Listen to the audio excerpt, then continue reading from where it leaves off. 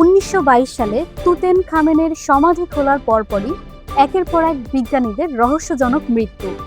এটা কি ফারাওদের কোনো অলৌকিক অভিশাপ, নাকি 4500 বছর আগে এক নিখুঁত বৈজ্ঞানিক ফাঁদ? আজকের অনুসন্ধানে জানব পিরামিডের অজানা সব সত্য। আসসালামু আলাইকুম ও নমস্কার। নিউজ প্রবাসীতে আপনাদের স্বাগতম। আধুনিক যন্ত্রপাতি ছাড়া মরুভূমির বুকে কিভাবে তৈরি হলো 23 লাখ দানবীয় পাথরের পিরামিড? আর ফারাওদের সমাধিতে গবেষকদের মৃত্যু, আসলে কারণটাই বা কি ছিল? চলুন জেনে নেওয়া যাক। গিজার পিরামিড তৈরিতে ব্যবহৃত 23 লাখ পাথরের এক একটির ওজন ছিল 2.5 টন থেকে 80 টন পর্যন্ত। কোনো আধুনিক ক্রেন ছাড়া এগুলো কিভাবে উপরে তোলা হয়েছিল? মরুভূমির শুকনো বালুতে পানি ঢাললে ঘর্ষণ অনেক কমে যায়, ফলে ভারী কাঠের স্লেজে করে পাথর টেনে নেওয়া সহজ হতো। পিরামিডের চারপাশে কাদামাটির তৈরি বিশেষ ঢালু পথ বা র্যাম্প ব্যবহার করে পাথর ওপরে তোলা হতো। বাইরের মরুভূমিতে চরম গরম বা তীব্র ঠান্ডা থাকলেও পিরামিডের ভেতরের তাপমাত্রা সবসময় প্রায় 20 ডিগ্রি সেলসিয়াসে স্থির থাকত। গিজার 3টি প্রধান পিরামিডের অবস্থান রাতের আকাশে ওরিয়ন বেল্ট এর 3টি তারার মতন নিখুঁতভাবে মেলে। কোনো আধুনিক কম্পাস বা জিপিএস ছাড়াই গিজার গ্রেট পিরামিড পৃথিবীর চারদিকে প্রায় নিখুঁতভাবে নির্দেশ করে তৈরি করা হয়েছিল। আজকের দিনে বিজ্ঞানীরা পিরামিড অক্ষত রেখেই ভেতরের রহস্য জানছেন আধুনিক প্রযুক্তি দিয়ে। কসমিক রশ্মি এবং 3D স্ক্যানিং অ্যালগোরিদম ব্যবহার করে বিজ্ঞানীরা গ্রেট পিরামিডের ভেতরে প্রায় 100 ফুট দীর্ঘ একটি গোপন খালি কক্ষ আবিষ্কার করেছেন।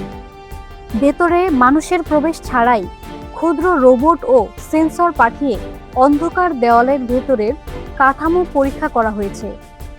তুতেনখামেনের সমাধি আবিষ্কারের পর গবেষকদের মৃত্যুর পেছনে কোনো জাদুটোনা ছিল না, এর পেছনে ছিল খাঁটি বিজ্ঞান। 1000 বছর ধরে আলো বাতাসহীন বন্ধ কক্ষে অ্যাসপারজিলাস ফ্লেভাস নামক মারাত্মক ছত্রাক এবং বিষাক্ত ব্যাকটেরিয়ার জন্ম নেয়।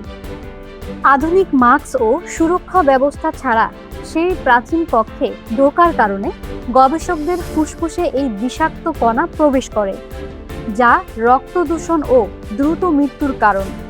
অর্থাৎ ফারাওদের অভিশাপ ছিল একটি দীর্ঘমেয়াদী জৈবিক ফাঁদ। আজ আমরা পিরামিডকে ধূসর পাথরের রূপে দেখলেও তৈরির সময় এটি এমন ছিল না।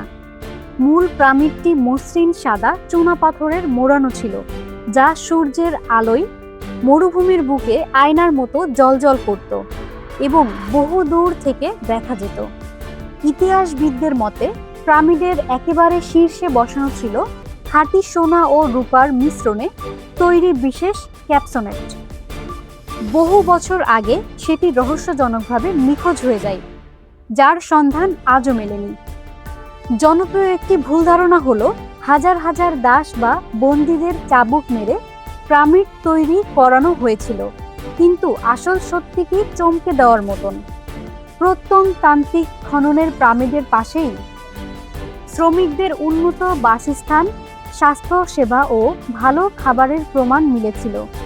প্রায় 1 লাখ দক্ষ কারিগরি ও সাধারণ কৃষক পুরো মিশরের ঐক্য প্রতীক হিসাবে নিয়মিত পরিশ্রম ও মাংসরুটির বিনিময়ে স্বেচ্ছায় এই জাতীয় নির্মাণে অংশ নিয়েছিল। পিরামিড কেবল প্রাচীন পাথর নয়, এটি উন্নত গণিত ও বিজ্ঞানের একটি অনন্য নিদর্শন।